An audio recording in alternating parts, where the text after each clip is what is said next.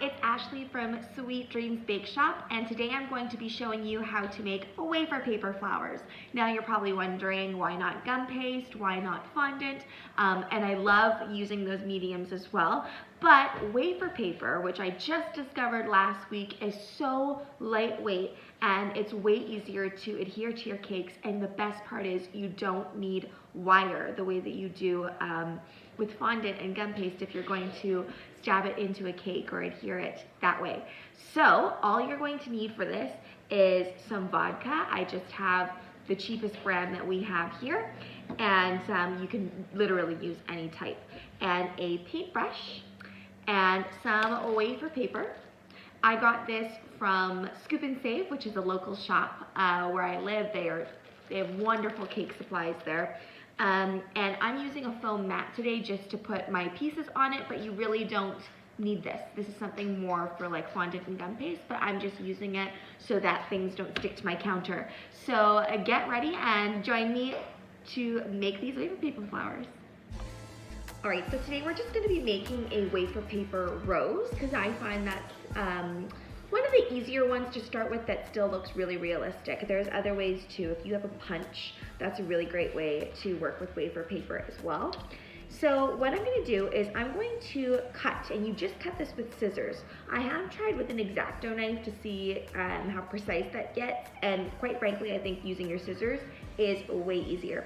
So I'm just gonna cut a little strip here, and I'm gonna go kind of wavy as I do it. And then, all right, so we've got that roll, and we're going to roll it now. And you'll notice with the wafer paper that it's kind of malleable, like it's malleable like regular paper, but it will crack. So this is where your vodka comes in handy. So you're just gonna pour a little bit. I'm just doing that very little amount in there because vodka, obviously, the longer you leave it out, it's going to evaporate. So you just want to do a little bit at a time. Whatever brush you're using, make sure that you've never used it for food coloring or anything like that, because it is so hard to truly get food coloring and things like that out. I apologize that I have to switch over to voiceover, but my children were just a little bit too loud during this part. So what I am doing is I am just showing you how malleable the rice paper is, and I'm just brushing it with a little bit more vodka so that we can roll it.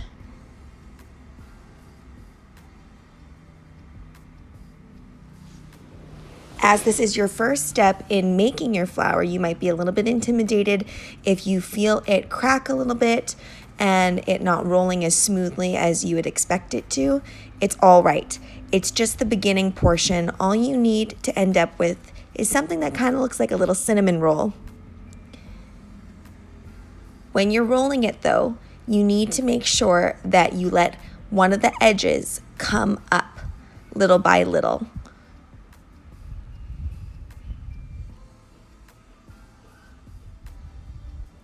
See how I'm allowing that edge to come up more than the other edges.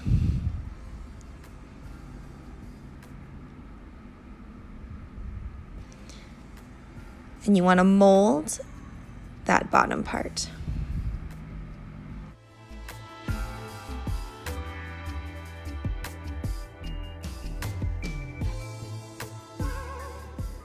Okay, now the next thing you're going to do to make this look a little bit more realistic, you're literally just going to take the vodka and brush it on the back and inside. And then you're just going to leave it to chill out. Nothing else right now for that. Okay, now you're going to take that same piece of wafer paper, and I would suggest you kind of cut along like this. Now there are lots of flower templates and things like that, and sure, if you have a printer that's an edible printer, you could print it off really easily and then cut it out, but I know a lot of people don't have access to that. I do have an edible printer, but I don't use it often, and it does get a little bit jammed if you don't use it often. So we're going to make petals that, if you see with our roll, it kind of lines up to be about that big. So that's pretty good size. And now I want to cut out many at a time. So what I'm going to do is I'm going to kind of cut squares, or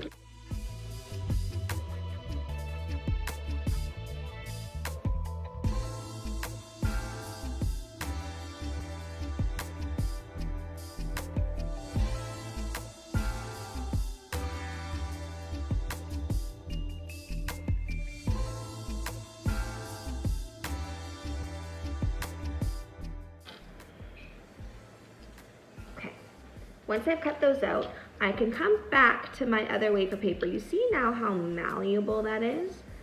I'm going to just finesse it a little bit out, like that. And if you get tears, do not worry about it, because there are natural tears in flours. I'm adding a little bit more vodka to this so that I can get that little part malleable. Because even just that, if you take a look, it really looks like the inside of a rosebud. Okay, going back to our pieces of paper, I'm going to take that original petal that I've done. You want relatively sharp scissors when you do this, and cut around. If you get a bit of a jagged edge, that's fine. It makes it look more realistic. It's literally like going back to kindergarten and cutting. The amount of times that I've had to cut out flower petals for my students is numerous. Okay, so now what you're going to do is you're going to adhere this. If you've ever made flowers of any sort before out of gum paste or fondant, then it's literally the same thing. You do the same thing. It's just that you don't have to wait for those pieces to dry and making sure that everything is super stable, because it does the work for you. I'm putting a little bit of vodka on here. You can also use water, but it just, I find because vodka does, what's that word? It dries up faster. So see, I had a little bit of a tear here. No biggie, not a big deal. Keep going.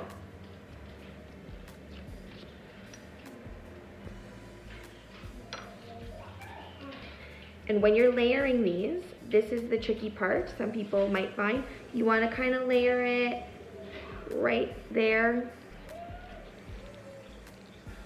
so you're getting that rose formation.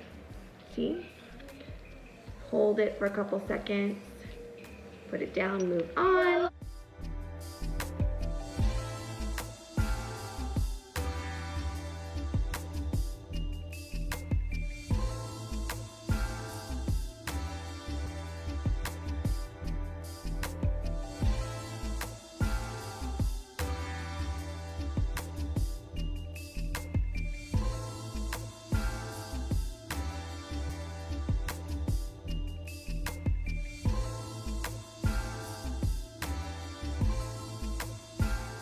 All right, so as you can see, when you look at this, you're like, not that impressive, not that great.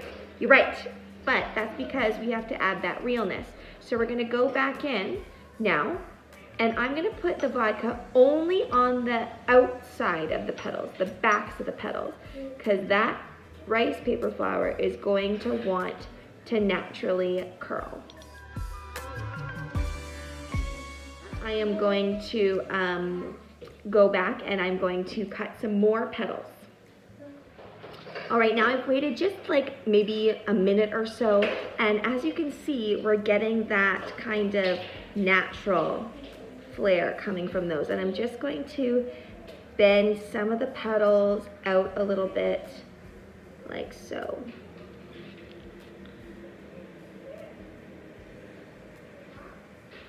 You want to be gentle when you do this.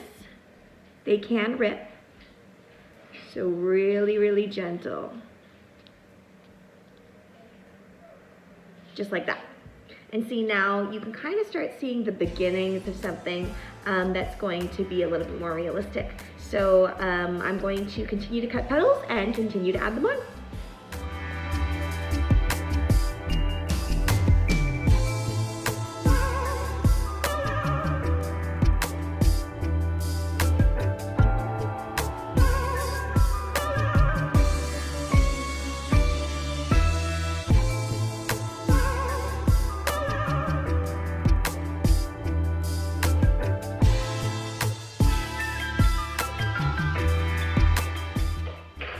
Alright, so as you can see, we've developed quite the flower, and I've just put the last of that little bit of vodka. I'm finessing the ends here to get it a little bit more realistic, and this is our open rose. And as you can see, with the layers that have dried a little bit more, you get that really realistic glow, and it's just so light. It's so light. And I'm going to show you how to petal dust this now to give it a little bit more depth. And I'm just waiting on those edges to curl. A lot of what I did was I just brushed the back and let it do its own thing, and then I finesse it just a slight bit at that very end. I always have a selection of luster and petal dusts on hand in my cupboard. They are great for making things look a little bit more realistic. You do not want to use any type of paint on your flowers. You can get away with a very tiny amount, but when we're coloring the whole flower like this, I really suggest that you stick to a dust, or else all your petals are going to start flopping and sticking together, and you're just going to lose all of those beautiful layers that you created. I started with my lightest petal dust in the center, and I'm going in now with a cranberry color. Has a slight sheen to it, but it's not as shiny as some other luster dusts I've used in the past.